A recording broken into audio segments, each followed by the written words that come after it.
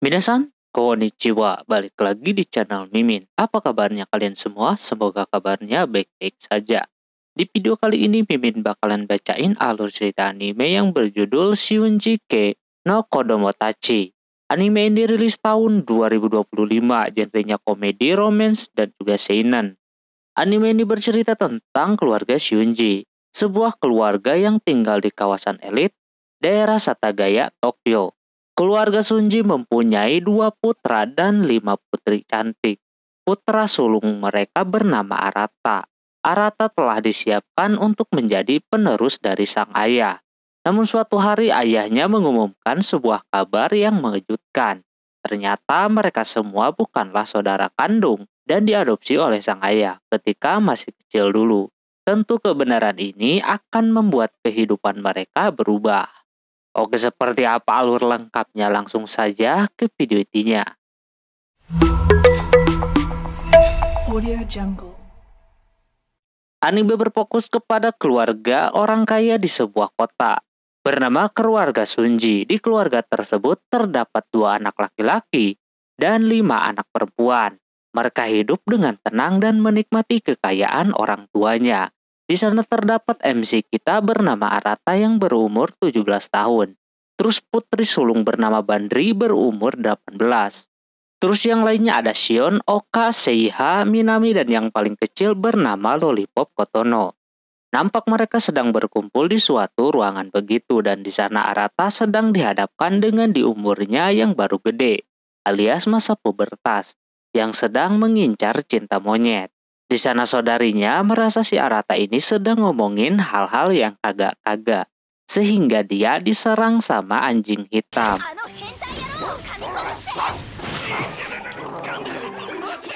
Setelah itu mereka ngomongin soal biologi, terutama si Seiha yang jago di bidang tersebut. Tetap saja yang diserang masih Arata.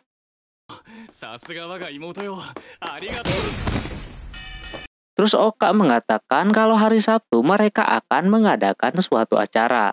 Arata sendiri sebenarnya kagak tahu, ternyata Sabtu itu ada perayaan ulang tahunnya si Kotono yang ke-15 tahun. Arata pasti akan merayakannya. Mereka juga ada niatan untuk liburan bareng ke tempat bernama Mei. Setelah itu besoknya mereka masuk sekolah. Di tempat umum, keluarga Shunji ini selalu jadi pusat perhatian orang-orang. Karena anak-anaknya pada cakep-cakep, bahkan ada orang yang menganggap aneh-aneh ke keluarga Shunji. Misalnya melakukan hal-hal di luar nurul. Terus Arata mengobrol dengan Shion tentang pernyataan orang-orang yang terus ngomongin saudari-saudarinya. Wajar saja mereka menjadi pusat perhatian. Bukan sekedar hanya cantik, tapi berprestasi juga. Contohnya si Bandri yang masuk universitas terbaik. Lalu Seiha yang jago akan sains-sains gitulah. Oka yang pintar dan jago berolahraga. Terus Minami yang jago dalam berolahraga tenis. Yang sudah 2 kali menang olimpiade. Bahkan Kotono yang paling kecil yang masih kelas 3 SMP. Udah pinter banget. Sekarang si Arata di umur yang segini pengen mencari pacar gitu kan. Dia udah ada cewek yang dia sukai bernama Lala Chan. Setelah di rumah dia bimbang pengen nambahin teman si Lala ini. Namun dia tidak mempunyai alasan untuk menambahkan teman. Sampai tak lama kemudian datang si Oka ke kamarnya si Arata. Dia ke sana mau meminjam catatan. Sama si Arata dikasih catatannya tersebut. Nah, di tengah lagi nyatet, dia melihat baju si Oka yang agak terbuka, yang membuatnya agak keganggu. Padahal mereka harusnya tidak masalah karena masih saudaraan. Terus Oka menanyakan tentang percintaan si Arata. Oka udah tahu lebih dulu kalau Arata sedang suka sama cewek. Dia dikasih tahu sama si Shion. Dia ngomong lagi suka sama si Lala. Si Oka tahu orangnya dan mau membantu dideketin. Cuma Aratanya tidak mau dimakcomblangin. Hal tersebut bikin si Oka rada kesal, padahal ia cuma ingin membantunya saja. Setelah itu di sisi lain si Kotono terlihat memiliki perasaan tertentu kepada si Arata. Esok harinya Arata merasa kepikiran sama takdir yang dimana. Dia berpikir kalau dia tidak ditakdirkan sebagai keluarga yang mempunyai 5 saudari. Dia kehidupannya bakalan kayak gimana gitu kan. Apakah bakalan semulus ini? Tak lama dia melihat si Lala, cewek incarannya, bertemu dengan seorang lelaki yang tentu bikin dia agak sakit hati di sana. Di rumahnya hari itu akan mengadakan pesta si Kotono berulang tahun. Dia udah bersiap-siap. Pas keluar di sana terdapat si Oka yang nampak memuji penampilan si Arata yang cocok menggunakan jas seperti itu. Di bawah sana sudah ada saudari-saudarinya yang sudah menunggu. Arata masih kepikiran soal takdir yang dimana harusnya takdir itu udah ditentukan dari awal. Cuma dia mikir lagi gimana kalau tiba-tiba saja takdir tersebut berubah di tengah jalan. Maka dari itu Arata tidak percaya akan takdir, tapi dia akan menjalani kehidupan sesuai yang dia mau dan inginkan. Tak lama ada keributan yang dimana si Minami menghilangkan airpod miliknya si Oka. Ketika dia sedang melakukan eskul, dia kehilangan sebelah yang kemungkinan ada di loker atau tempatnya latihan. Tentu Oka marah karena itu airpod kesukaannya. Tak lama kemudian karena pada ribut si Arata menengahinya. Dia sebagai lelaki yang paling tua melakukan hal yang tepat sampai Bandri saja kagum sama si Arata. Terus tak lama juga bapaknya datang lalu pesta pun dimulai. Tapi sebelum semuanya berjalan, bapaknya tersebut mau mengumumkan sesuatu. Dia udah koordinasi sama istrinya sebelumnya akan mengatakan hal ini ketika si Kotono sudah berumur 15 tahun. Yang dimana dia langsung saja ke intinya. Yang katanya mereka semua yang ada di situ itu bukan saudara kandung alias tidak sedarah, alias mereka diadopsi katanya. Tentu pada kaget gitu kan. Dari ketujuh orang itu ada 2 orang yang beneran saudaraan, yakni Minami sama Shion. Selebihnya tidak ada hubungan darah. Dia udah tepat mengatakannya di umur si Kotono yang ke-15 tahun. Saatnya pestanya dilanjutkan. Seketika mereka auto tidak bisa berkata apa-apa lagi. Selesai melakukan pesta ulang tahun, mereka mengobrol lagi tanpa bapaknya. Dikala orang lain tidak tenang, cuma si Minami saja yang merasa tidak terjadi sesuatu. Bandri pun mengajak untuk mengobrol terlebih dahulu. Yang dimana di sana si Oka merasa apakah sudah tepat memberitahu mereka yang sebenarnya di saat-saat seperti ini. Apalagi mereka sudah lama banget bareng-bareng gitu kan. Mereka meminta pendapat si Bandri. Dia juga tidak tahu harus berkata apa. Yang pasti mereka sudah bersama-sama dari kecil. Walaupun tidak sedarah, tapi mereka tetap bersaudara, tidak akan berubah. Yang lain setuju akan hal itu. Terus ada yang menanyakan tentang si Bandri yang lebih dulu bergabung di keluarga ini. Kurang lebih umurnya sudah 4 tahun. Apakah dia udah tahu akan adopsi tersebut? Bandri mengatakan kalau dia tidak memiliki ingatan tersebut di masa lalu. Si Arata mengajak yang lain untuk tetap layaknya seperti biasa, yakni berpikir kalau mereka saudara kandung gitu kan. Karena semuanya udah clear, mereka kembali ke kamarnya masing-masing. Arata masih kepikiran akan semuanya, apalagi soal si Lala. Dia masih keinget mulu. Terus dia ingin mandi terlebih dahulu. Di dalam kamar mandi sana terdapat baju yang otomatis ada orangnya di dalam sana. Tapi si Arata belum tahu kalau ada orangnya. Pas dia masuk kaget ada si Kotono di dalam sana.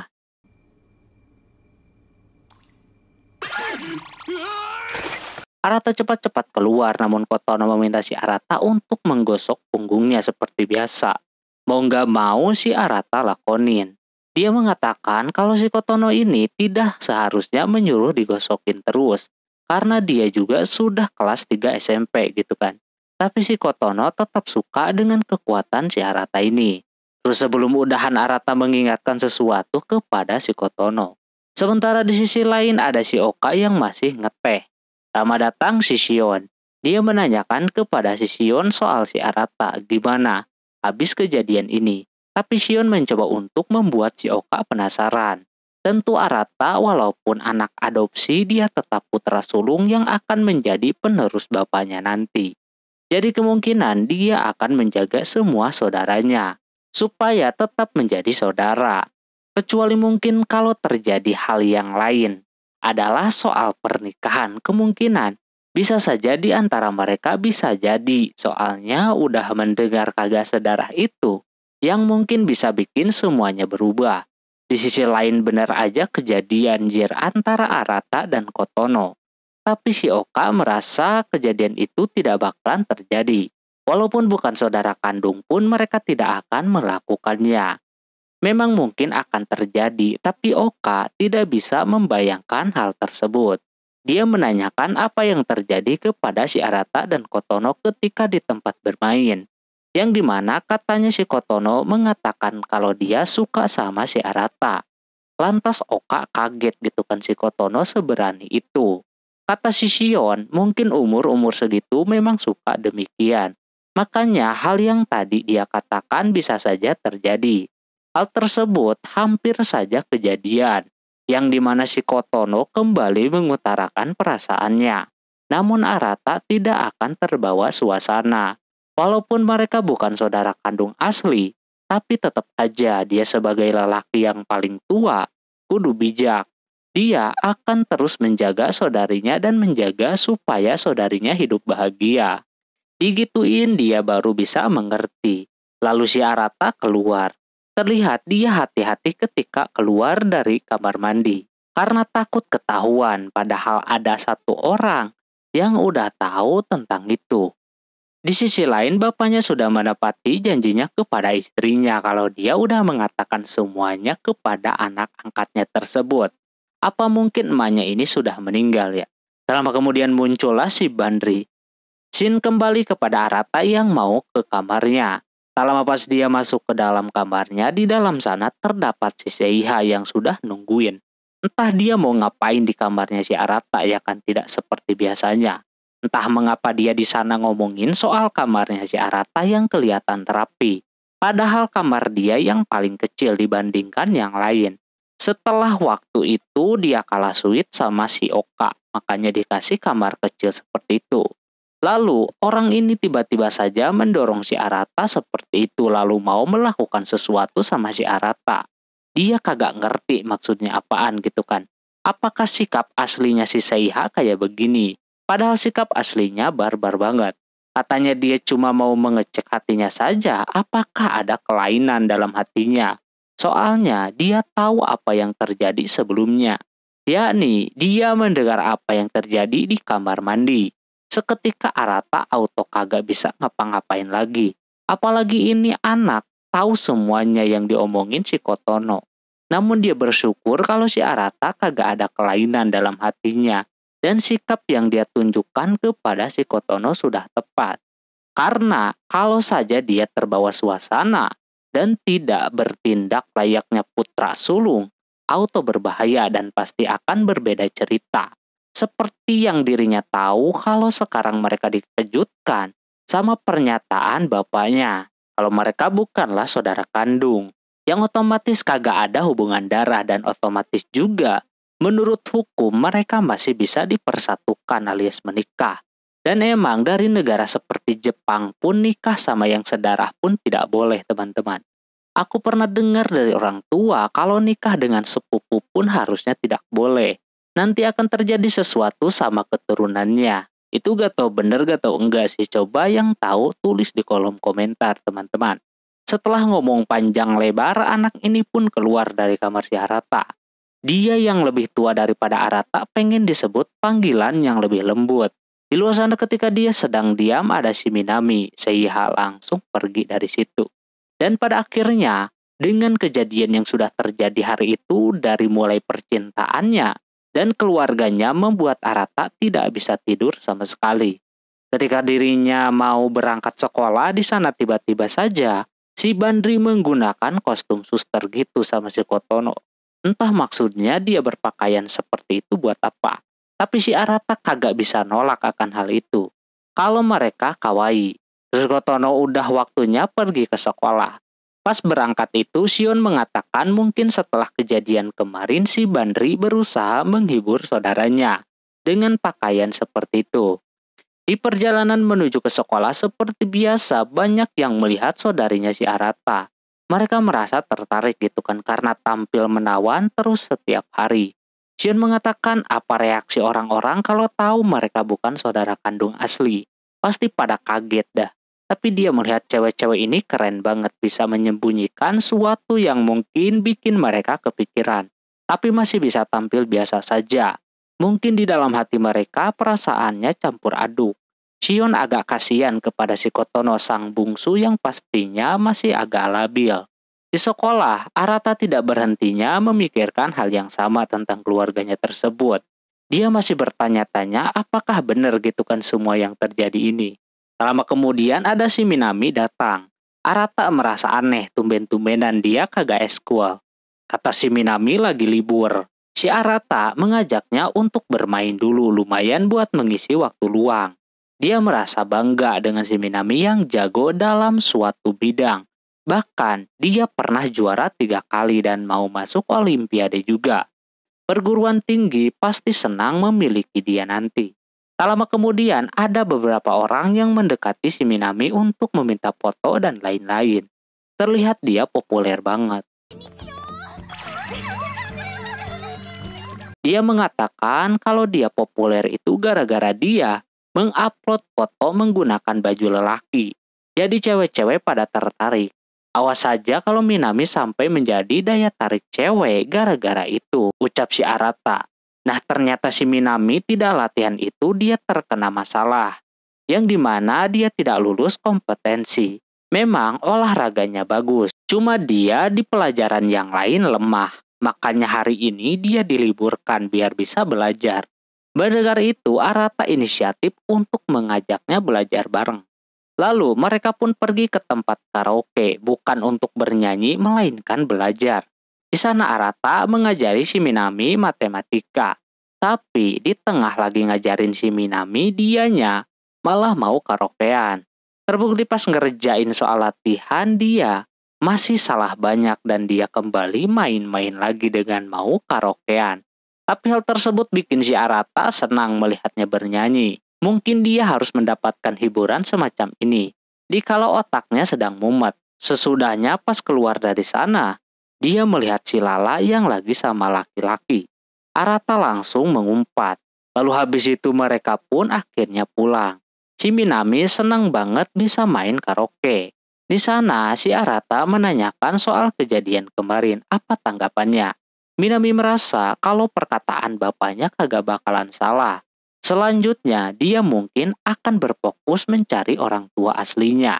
Terus karena dia sudah tahu kalau mereka bukan saudara kandung asli, tapi mereka udah lama bersama jadi semuanya kagak akan berubah. Kecuali soal panggilan si Minami. Kini Minami bisa menganggapnya sebagai senior. Lalu dia menyemangati si Arata karena tadi melihat cewek yang dia sukai jalan sama lelaki lain. Dia tahu itu dari si Oka.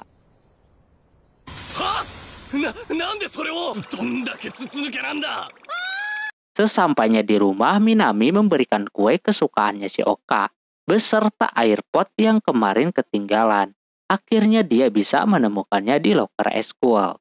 Oka terima permintaan maafnya. Terus dia memberikan kembali air potnya tersebut sebagai hadiah. Lagian dia juga udah ada yang baru. Singkat cerita, Arata terlihat mau berangkat sekolah. Di sana ada Kotono yang baru keluar dari kamarnya juga. Nampak Kotono dan Arata masih belum kembali ke bentuk yang semula sebelum semuanya terjadi. Tak lama ada Seiha di sisinya. Dia juga melihat kalau mereka berdua masih belum bisa kembali seperti biasa. Arata menanyakan apakah yang dia sebutkan kalau kagak ada kelainan di hatinya itu benar. Kata si Seiha benar, lalu mereka pun berangkat sekolah. Ketika sampai di sana, si Arata melihat si Lala yang bikin dia terhenti. Berbarengan dengan Oka yang ada di sana, dia menanyakan kepada si Arata untuk langsung ngomong saja kepada si Lala. Tapi Arata kagak mau karena dia udah memiliki pacar. Bukan Oka namanya kalau dia tidak menggoda si Arata. Tak lama teman-temannya memanggil si Oka. Nampak dia populer banget, banyak orang yang mendekatinya. Kalau saja mereka tahu sikap egoisnya si Oka di rumah, mereka pasti bakalan kaget. Nah temannya si Oka melihat si Arata lumayan ganteng juga. Dan mereka ingin menembaknya supaya menjadi pacarnya. Tapi Oka di sana seperti menghalanginya gitu dan bilang kalau si Arata itu tidak baik dan juga salah satu orang yang paling aneh menurutnya.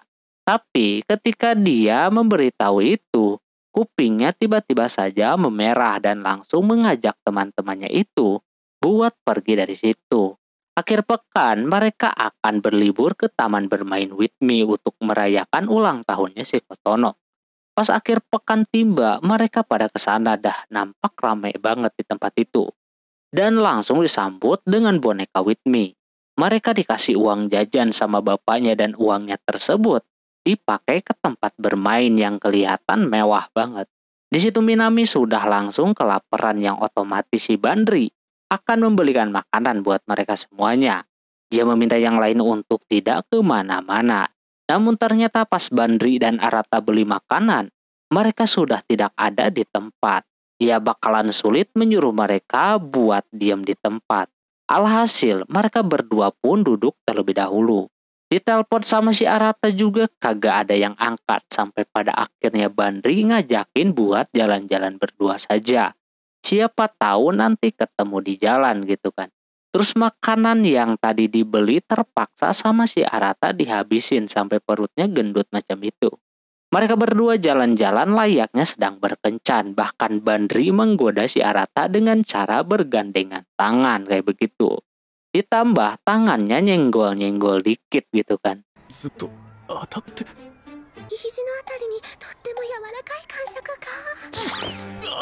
Habis lepas dari orang-orang, matanya auto tertuju kepada si Bandri.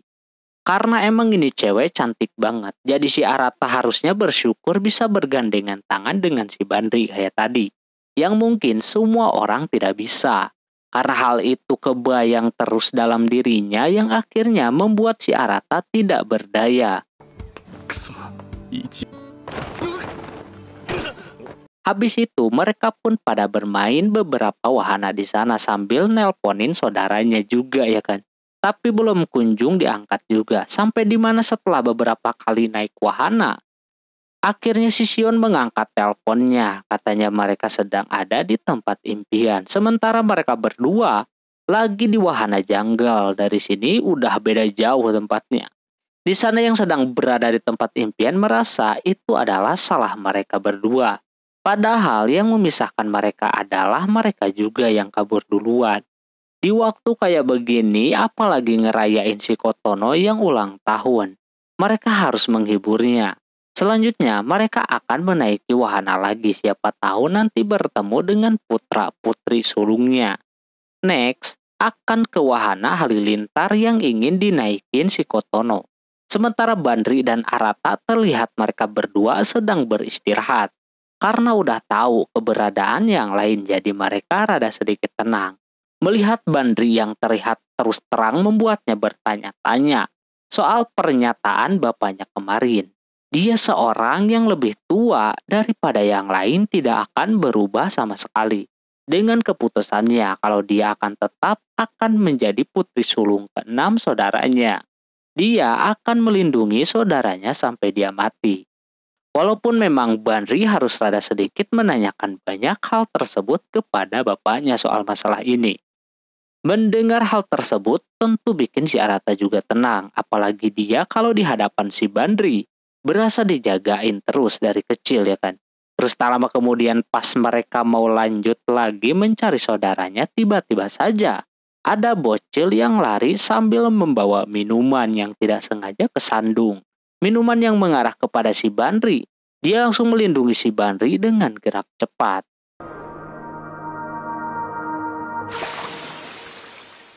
Untungnya Arata tidak marah sama bocil tersebut yang membuat bocil itu sangat senang. Terus si Bandri mencoba untuk melap bajunya. Namun katanya dicuci pun bakalan susah buat hilang. Dia menanyakan kenapa melakukan hal ini. Bukan cuma dia saja yang pengen melindungi saudaranya. Dia juga sebagai adiknya ingin melindungi kakaknya juga. Habis itu tak lama kemudian akhirnya yang lain pada datang dan sedikit kaget juga melihat si Arata basah kuyup macam itu. Dia mencoba memberitahu kalau dia kebanjur sama minuman.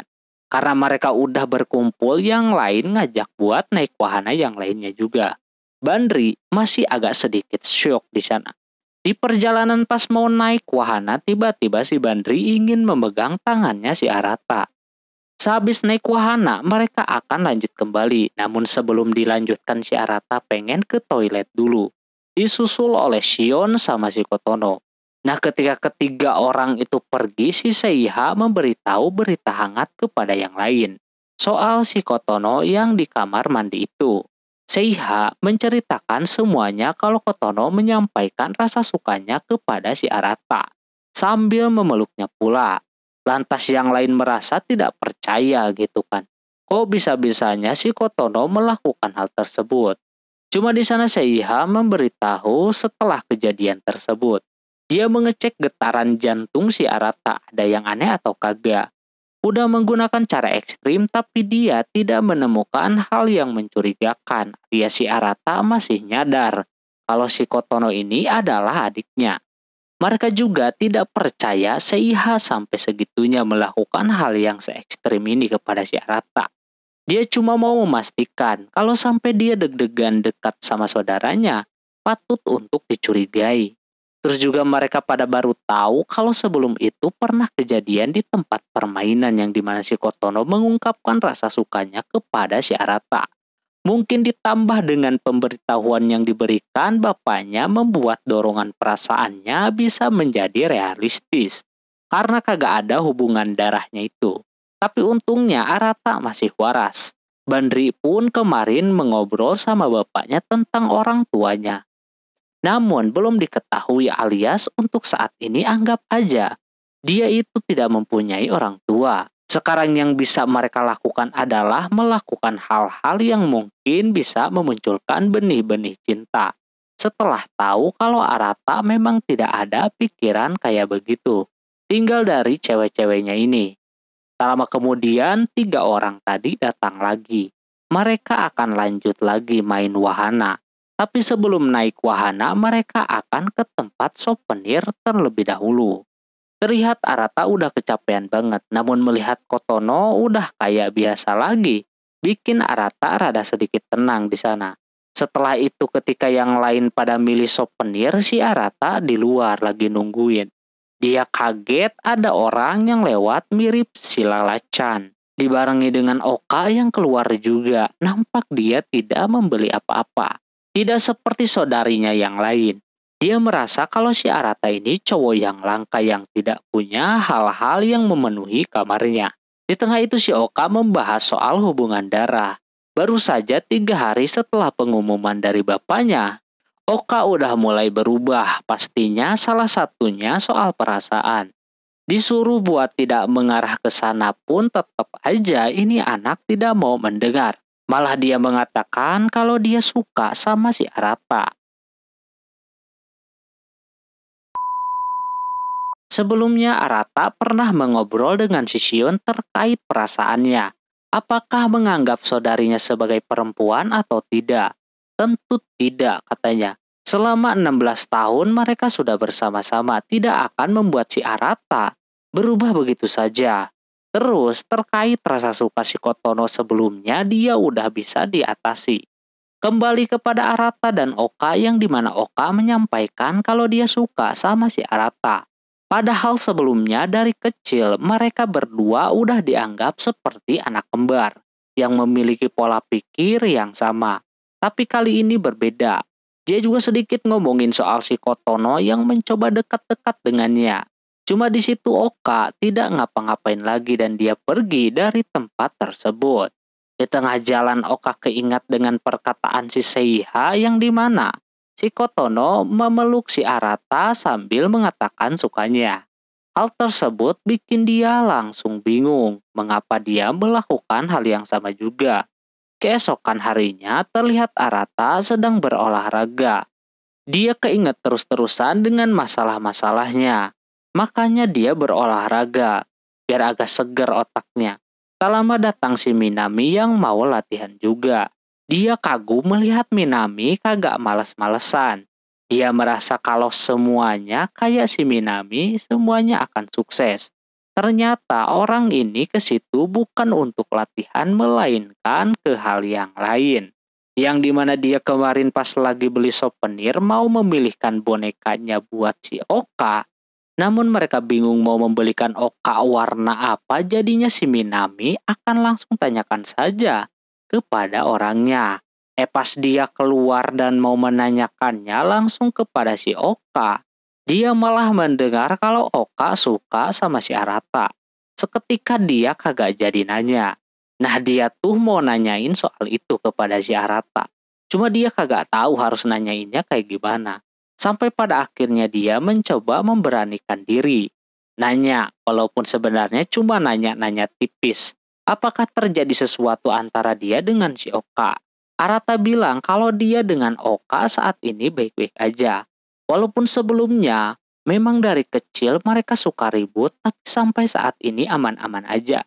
Karena si Minami merasa tidak mendapatkan informasi yang dia dapatkan. Alhasil dia pun kagak jadi latihan. Dan malah bikin si Arata bingung ada apa dengan si Minami. Sementara si Minaminya malah makin jadi penasaran gitu kan. Cuma dia kagak tahu cara bertanyanya harus gimana. Setelah latihan itu si Arata mau mandi, niatnya mah. Namun pas mau ke kamar mandi, di sana ada si Seiha yang mau mandi juga ya kan. Orang ini tidak mengunci pintunya. Seiha merasa tidak masalah. Lagian saudaraan yang mungkin dulu pernah mandi bareng waktu kecil, jadi kagak masalah baginya.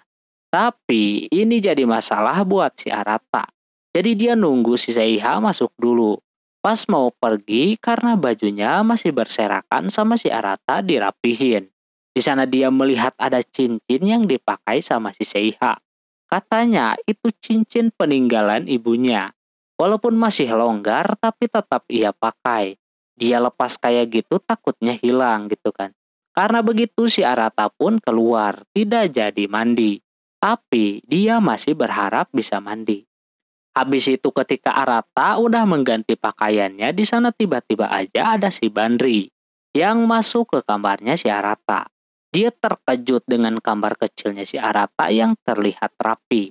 Walaupun kamarnya paling kecil, dari yang lain Arata bisa menatanya dengan rapi. Padahal waktu kecil Arata ini tidak rapi sama sekali. Malah suka dimarahin sama bapaknya. Tapi Arata udah bisa membiasakan diri di umurnya yang ke-11 tahun. Arata menanyakan tujuannya masuk ke kamarnya. Nampak dia kagak ada tujuan khusus. Cuma ingin tahu saja isi kamarnya. Setelah sekian lama dia tidak melihat dan juga memeriksa. Dan juga tidak lupa dia memeriksa laptopnya dan ngejahilin adiknya tersebut tentang pasangan. Tak lama kemudian si Bandri tiba-tiba ngajakin jalan-jalan sama si Arata. Sama si Arata dan mereka langsung berangkat. Seperti biasa di jalan sana si Bandri selalu mencoba menjahili terus. Dengan cara menempel-nempel sama si Arata. Kencan kali ini si Bandri berniat untuk membelikan HP buat si Arata. Kebetulan Arata juga udah lama pengen HP baru, sekaranglah waktunya gitu kan. Di sana Arata dikasih 2 pilihan HP yang biasa sama yang kekinian. Tanpa pikir panjang, Arata memilih yang biasa aja. Hal tersebut bikin si Bandri merasa si Arata ini orangnya tegas dari dulu. Dia memberitahu kalau memilih HP seperti itu udah kayak milih pasangan. Soalnya, mereka yang mengerti soal HP pasti mencari apa yang mereka butuhkan. Entah itu penampilan atau yang lainnya. Tapi Arata sayangnya tidak sampai kepikiran sejauh itu. Tak lama HP-nya datang. Melihat mereka berduaan membuat si sales bilang kalau ada promo jika mereka adalah seorang pasangan. Si Bandri langsung nempel-nempel kayak gitu biar dapat diskon. Tapi Aratanya kagak mau.